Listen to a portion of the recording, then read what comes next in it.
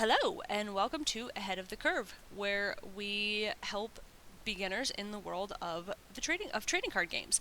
I am Laura, and as always, I am here with my friend I'm Michael, as always, or Larson if Michael. your husband's around. Michael or Larson. He answers to both.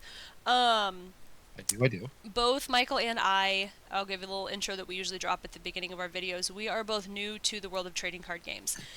So we decided to start creating content that is helpful for people that are new to trading card games, that specifically with Star Wars Unlimited. If this is your first trading card game, as it is for both Mike and I, we are here to just kind of help explore some of the deeper nuances of the game that maybe you don't understand because you are new to TCGs. So we will jump in right away. It's really funny that our name is Ahead of the Curve because today we are talking about playing on curve and why it's important and why it matters. A quick explanation of playing on curve: it basically just means using all of your resources. And in the world of Star Wars Unlimited, we're talking about like playing a 2-drop card with 2 resources, a 3-drop card with 3 resources, and so on and so forth. And just making sure that you are utilizing all of your resources to make sure that you are playing as efficiently as possible. Do you have anything to add, Michael? No, I think you nailed it right there in the head in the Star Wars universe. I mean, that could probably be said for most. I know, Yeah. like this could be some pretty general advice for playing in curve here. But yeah, in the realm of Star Wars, 2-on-2, 3-on-3, so forth, so forth. It's really just about being efficient and making the best choice possible. Now, board states obviously change the best choice possible, but most decks, especially nowadays with Star Wars Unlimited with the Force Throw ban, I think aggro makes a huge comeback, and mid range probably is still super good.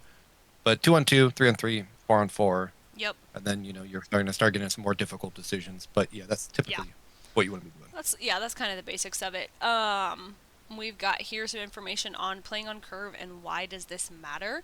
One of the first places that it matters is you want to maximize your resource efficiency, and that is basically just you don't want to waste resources. You don't want, if possible, with most decks, mainly like aggro and mid range, you don't really want resources unspent. You want to use as much as you can in the most efficient way possible, and sometimes that means you drop two drops on 4 resources instead of hoping you have a 4-drop.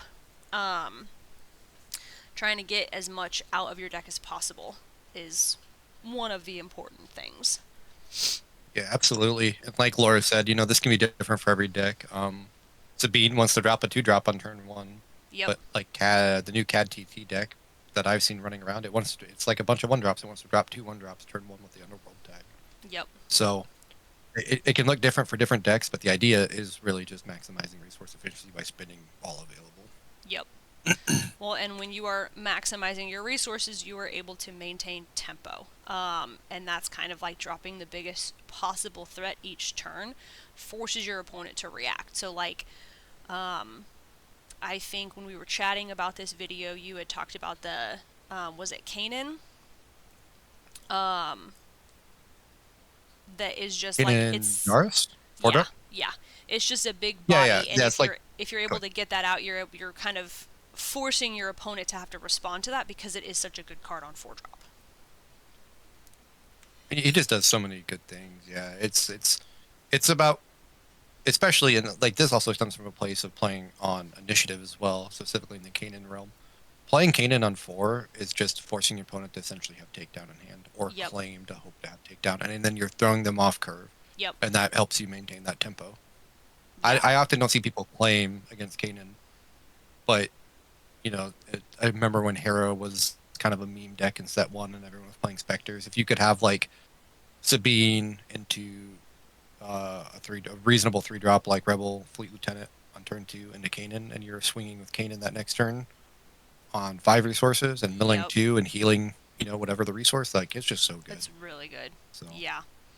yeah, just the tempo is really what it's about. Sorry, Yep. getting off topic here. No, it's good.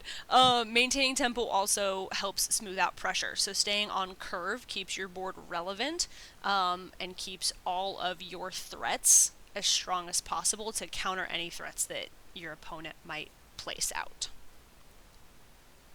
Yeah, I'd agree with that. And like going back to, you know, what would be here.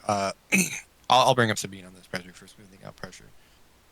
Sabine often the reason the deck doesn't win is it fails to get there by having enough units on board. So if you do 2-drop and a 3-drop and a two drops on the 4 resource turn instead of a big body or an upgrade like Dark Saber, or like Yoda's lightsaber on Sabine flip into another body, you're really applying a bunch of pressure for the opponent while forcing them to deal with yours. Yep. So it's it's just helps you smooth out that I guess win con would probably be the Yeah. best way to put Yep. the win condition. Yep. Well, and I think we'll break this down a little bit more too, because like always, playing on curve is a good idea, but like most of the world, there are exceptions to the rules. So we'll touch first on when playing on curve is a good idea. And the first touch here is aggro and mid range are typically the decks that want to curve out to maintain that pressure, kind of like Michael, you were mentioning with Sabine, is you want to get those units out, you want to get those things out to apply as much pressure as you can. And if you don't have the cards necessary, you lose pretty fast. Yeah, I like I'll talk in the mid range here is a deck that might be kind of out of touch now, but was super good for a while. Quinlan Tarkentom, or even Cad TT. I mean, Cad TT is a little bit different, but Quinlan. If your opponent's playing a 2-drop, you want to play a 2-drop. If Yep. your opponent's playing a 3, you want to play a 3. And if your opponent's playing a 4, you want to play a 4. That extra chip damage really adds up and matters a lot. Oh, yeah. So For sure. you can just force weird momentum plays. Yeah. Yep, I say another place where just playing on curve is really important is when your opponent is off curve or they haven't drawn the cards that they need, simply spending your resources as much as possible can possibly be enough for you to win advantage, where if they're kind of playing behind curve, you're able to get things out that are a little more powerful that can handle what they're dropping. Yeah, trying to think of like a good one I've had recently on this. Just a good example. I guess the big one for me, if your opponent is off curve, so this one matters a lot because the only decks that really can afford to play off curve right now, in my opinion, are probably control decks, just Yep. because like decks like that in Data Vault, because they can just have so many events to remove your stuff, it doesn't really matter. I would definitely agree with Um, that. the only other time it was kind of acceptable to play off curve was when Fourth Throw was still in rotation, and you could leave one floating resource really, and that was about it. I mean, you'd play like a 3-drop on 5 into a force throw, and then you really mess up your opponent because they're going to be holding higher cost stuff typically, especially if they're already playing off curve as well. Yeah. So the days of that is gone. It is. Thankfully out of the fourth throw. Yes. But It is. It is changing rapidly. There's definitely a point where, as a beginner, I remember where it kind of felt like, as I was kind of learning how to maximize my resources and learning how to interact with an opponent and kind of counter things, sometimes just playing a 4-drop on turn 5 when you don't have anything, or I'm sorry, on turn 4 when you have 5 resources, when you don't have much else, is better than overthinking it and trying to like maximize. So there is a point where it's like, just play what you can, and when you're still learning, sometimes you don't have better options, and just getting something onto the board can be very important. yeah, I think a good thing about this is I learned the deck with Tarkin set 1. Okay. So I played a lot of Tarkin who wanted you to float a resource. But sometimes putting out a better statted body was just better than putting out a worse body or playing an event and then putting an upgrade on something, like I guess an experience in this case. So, for instance, that deck obviously put Overwhelming Barrage all of set 1. Overwhelming Barrage is a very good 5-drop card, but sometimes it was better to play out a 4-drop, upgrade something else, and then play Overwhelming Barrage the next turn to get max value of the OB. So Absolutely. So sometimes there is just not a better option. Or the better option is to save it. Get that body out there. yeah, absolutely. I would agree that right now, specifically in Star Wars, the board presence is like the biggest thing that's going to win you games. Absolutely. Obviously, there's the weird caveat of super hard control decks, but Yeah. Aggro mid range, having bodies on board to respond to what your opponent is doing and force them to respond to you is where you want to be. Yep. One, I think that's where we'll go into next is when to not play on curve and when that can actually be really important. And I definitely think control decks, I think you had touched on this earlier, control decks can afford to not play on curve quite as much because they have those removal spells and their whole point is just to control the board until they can get their late game stuff out.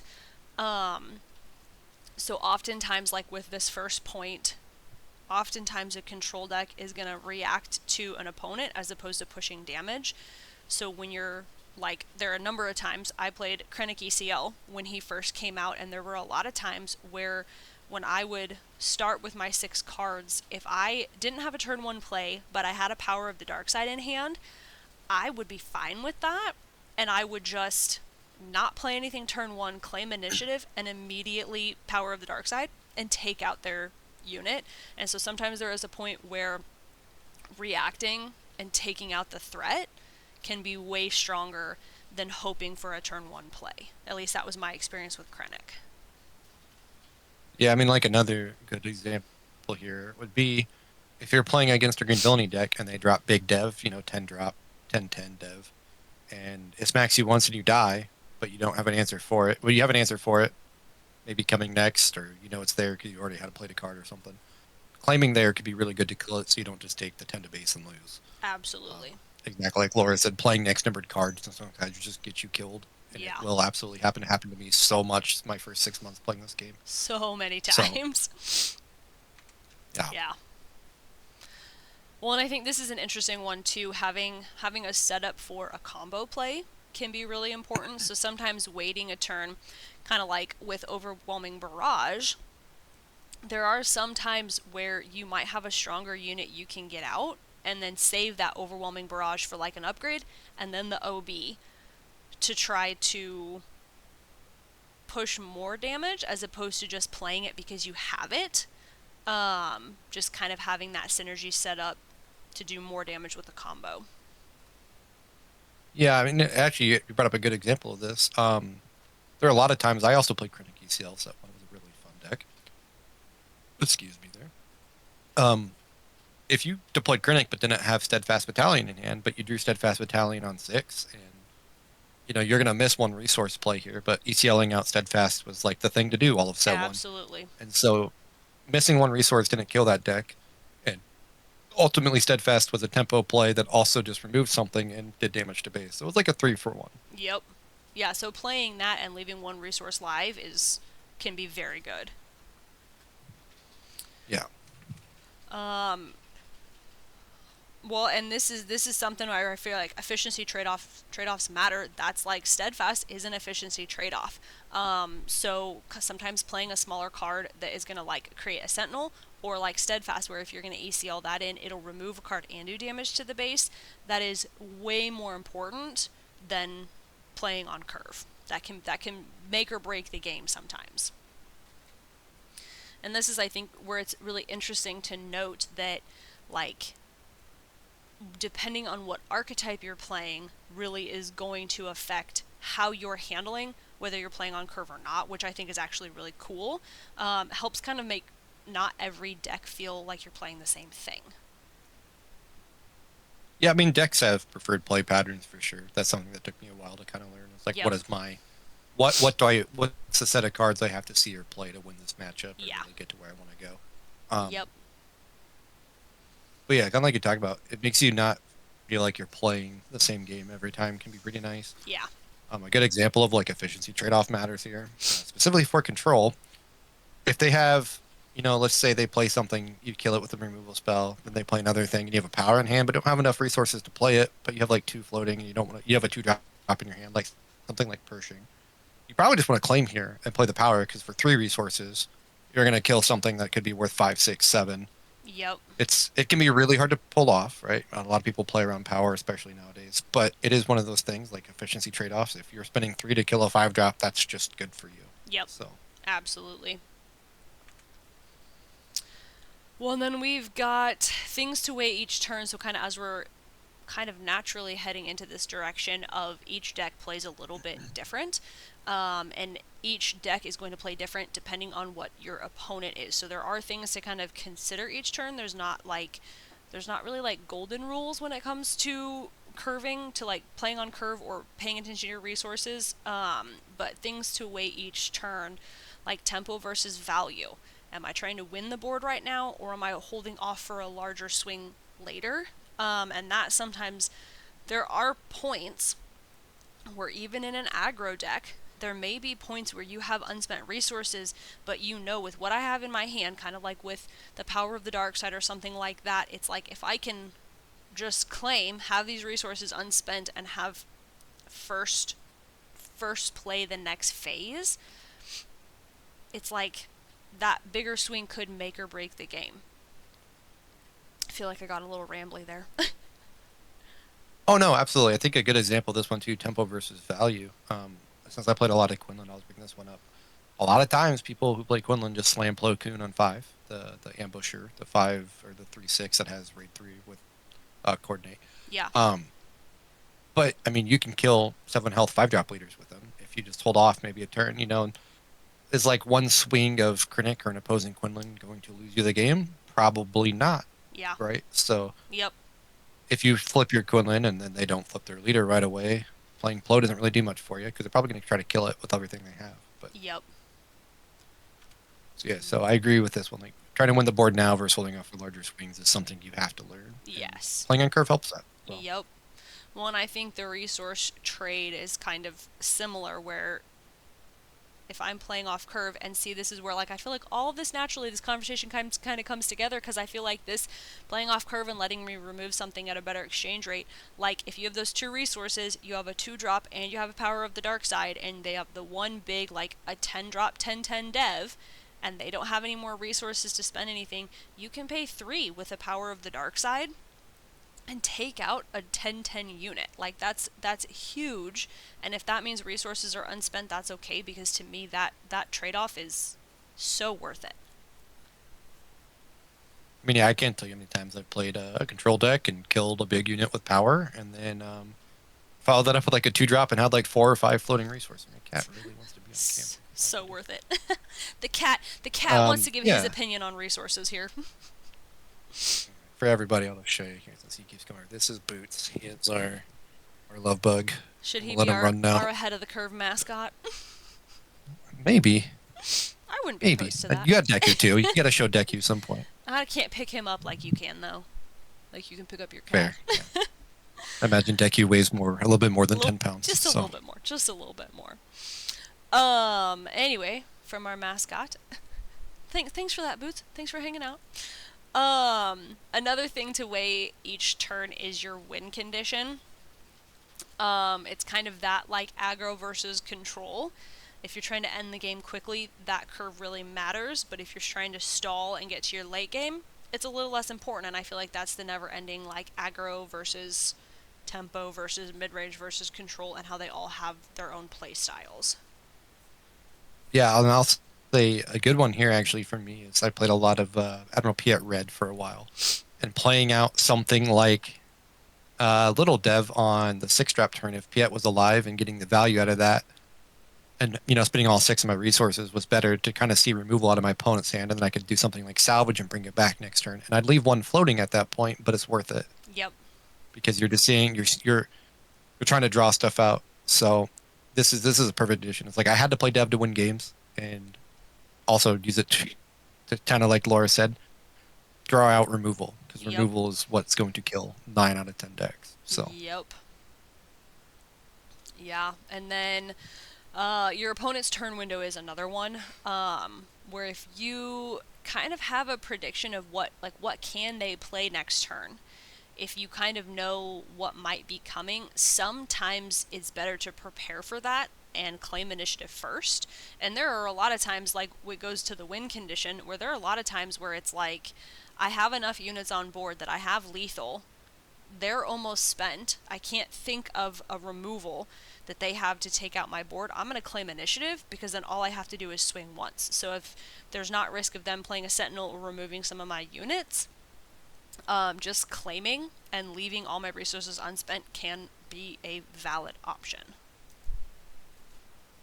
Opponent, or not opponent, God, I'm stumbling now. A good one on this one that I see a lot of people do, especially, I know, another control talk right here. On 7 resources, a lot of control decks might play out like a removal spell to kill something and then just let you spam units and play Super Laser Blast next turn. Yep. So if you play like a Power of the Dark Side on 7, leave 4 floating, don't flip your leader, and then they're like, cool, I'll put out a 5-drop and a 2-drop, and then you're like, awesome, claim, and Super Laser Blast next turn. So thinking ahead like that is stuff you really have to do in this game. Yeah. Sometimes if your opponent claims on 7 and they're a blue villainy deck, it's probably best just to not play any units and smack the base as many times as you can. Yep. And just move on with your life. So. Yep. That is definitely paying attention to that one can be very important. Yeah. And then we have good rules of thumb specifically for beginners. I think this is a lot of information that Michael and I have both kind of learned as we've played. But when you're very, very first starting, there's a couple of really good rules of thumb here we have that just with like aggro decks, control decks, and mid-range decks, there's a pretty like standard way that most of them play. Obviously, like I said earlier in the video, there's always exceptions to the rules. But when you're still learning, I think kind of just paying attention to these good rules of thumb where aggro always plays on curve unless you have a very strong reason not to. Control decks, you're a little bit less worried about curve if you're holding on to a removal spell, like talking about not playing a turn 1 play if I have a Power of the Dark Side in hand. And then mid-range is a little more tricky. You need to be able to balance both out. But defaulting to playing on curve can be really important. But yeah, I think I don't play a lot of mid-range, so I feel like I always get lost whenever I want to talk about mid-range. I feel like you played a lot of Anakin. Yeah, but I feel like I was better at Anakin before Force Base came out. When Anakin, I played it a little bit more soft control, mid-range soft control. I feel like I was way better at it. I mean, I'll speak a little on that. This kind of turns into like knowing your matchups a little bit here. We'll talk about that for sure in the future. Yes. But so the triangle that I was taught, right, when everything is that aggro beats X, mid-range beats X, control beats X. So it's like the circle of life, right? Yep. If you're a mid-range deck and playing 2/2 drops on 5 means getting more bodies out so control can't just blow you out with a removal spell, then that's probably better to do than playing 1 5-drop and flipping your leader and losing that way.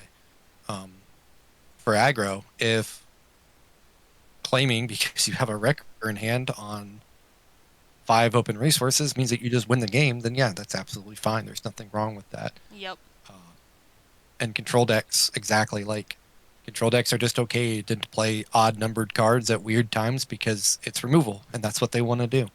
Yeah. And they typically are just going to have better late-game units like Dev, like Krayt Dragon, to just get them there. Yes. So. Yeah.